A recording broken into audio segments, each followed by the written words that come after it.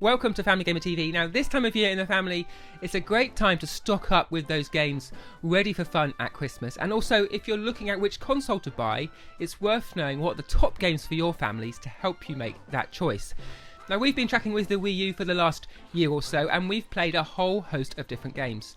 But there are some of those games which, for us as a family, have really stood out. So here are our top 5 Wii U games you shouldn't miss out on. First of all, it's the classic kart racing game Mario Kart 8. Now, if you've had a Nintendo console through the ages, you'll no doubt will have played a Mario Kart. But on the Wii U, I think lots of elements come together to make it almost the ultimate Mario Kart game. There's a whole range of different ways of getting around the track. You can fly, you can go underwater, you can customise your vehicles as you progress, and there are a whole load of different characters to choose from, all those Nintendo favourites.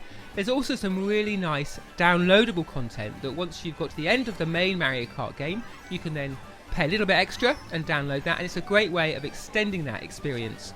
Of course, in 4-player mode, Mario Kart's great for all the family.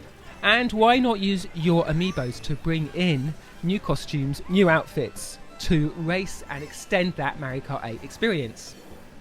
Now, in my family, I'm often on the lookout for exuberant, exciting games which test your reactions but don't have that violent edge. Now, Splatoon is a great example of this. You play a little Inkling character. We've got the amiibo here, as you can see.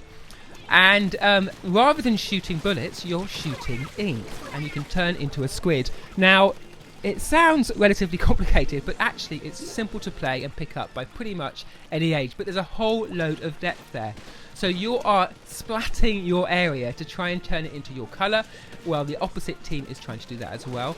There's a nice local co-op 2-player single-player game, but the real focus here is that online multiplayer experience. Loads of different arenas, loads of different challenges, and lots of different events that run through the calendar of the year. We've really enjoyed Splatoon, and it's been a revolution, in fact, of how we like to compete and how we like to shoot other players with ink rather than bullets. If you've tracked with us for a while, of course you'll know about Super Mario Maker. This is the great little level creator game that lets you behind the scenes of how those Mario games are made. You can drag and drop platforms, you can add pipes, you can add question marks, and it opens out to be a really complex level creator, game creator with a whole load of depth. Slowly, as you use the different items, you get granted a greater and greater palette. You can take those challenges that you've made and let other members of the family play them. You can also take them online and see how other people respond. Can they get through the levels that you've made? And really, you can see what the game would be like if you were the person who created those Mario platform games back in the ages of old.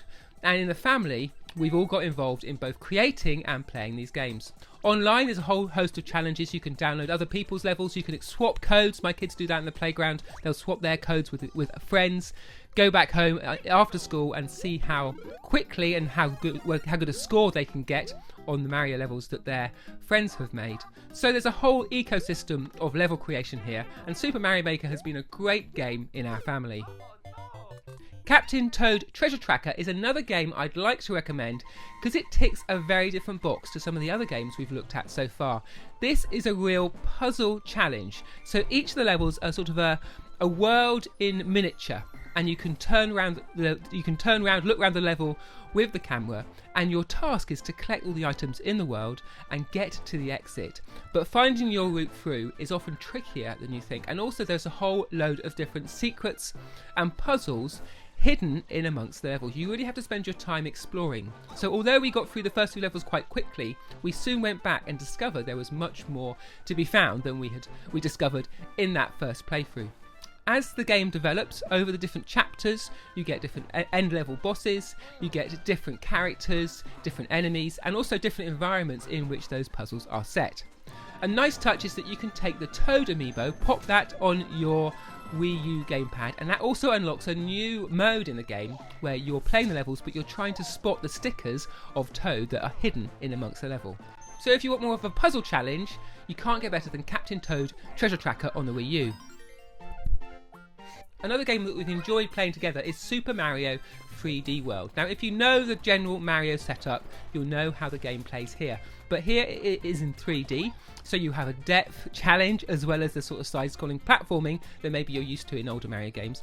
And this means that there's much more exploration, many more secrets, many more challenges as the world develops. It reminded me a little bit of Mario Galaxy. Each of the levels is this sort of challenge, this magical place to go and visit, and is self-contained. But as you progress through the world, you enter different environments and different settings. What I like most about this is that you can play in 4 players. Now, this worked well in our family. Often these sorts of games will end up in arguments and disagreements about who should be first and who should be last. But in Super Mario 3D World, we ended up working together to get to the end of the level, because you need to do that if you're going to succeed. And you need to sort of share the different items that you find in the level that pop up out of the boxes, whether that is a cat transformation or whether that is a supersized Mario or a fireball. So we worked out that we needed to team up as a family to get through these levels, and that worked really well, with the younger players enjoying it just as much as me and my wife. So if you're looking for a 4-player family challenge, Super Mario 3D World, you can't go far wrong. So there you go, those are the games that have worked best in my family. Mario Kart 8, Splatoon of course, Super Mario Maker, Captain Toad for that puzzle, and Super Mario 3D World for that all-family challenge. But of course, the games that suit you may be different. With so much choice in consoles today, it's important that you check out the games that you want to play or run on the console you're going to buy before making that investment. And for me, many of these Nintendo games, which you can only get on a Nintendo platform, have worked great for my family.